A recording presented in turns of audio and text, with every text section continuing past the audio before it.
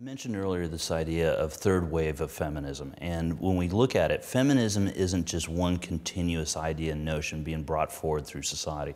There have been three typically distinct and separable ideas and timeframes in which they have existed.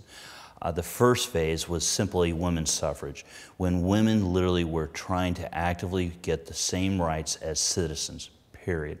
And it's something that we typically take for face value, so we don't even recognize it today. Then the second wave typically occurred during the early 60s, transformed through the 70s, in which we actually start to see equal rights, equal pay for equal work, so forth.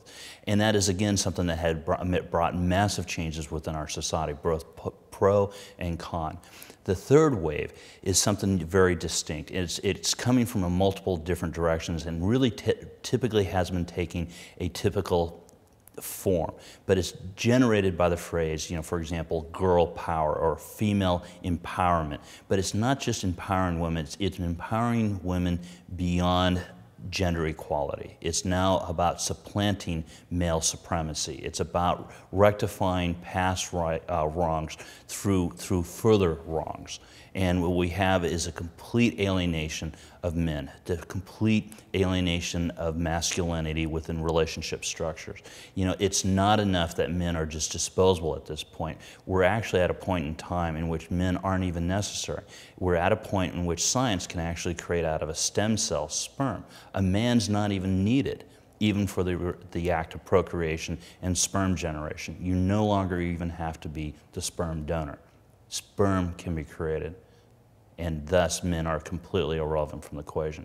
Unfortunately, feminism and girl power hasn't been able to, they've gotten what they've wanted, and they've created a world in which I think that they've gone very much astray, and it still hasn't answered the real question of being able to have the types of men, the types of relationships that they clearly, honestly want. And feminism isn't answering it. It's leading many women astray. It's leading men astray.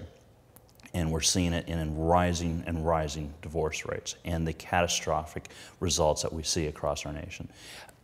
On a very basic level, when you sit down and say, as your child develops, when they don't have a two-parent household or family, nuclear family, you don't have the role models from the very beginning that relationships are stable and they will last, because your reality is they don't.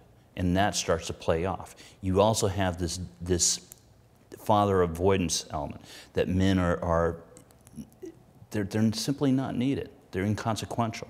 And I think there are immense dangers in society when we tell one gender, you're inconsequential.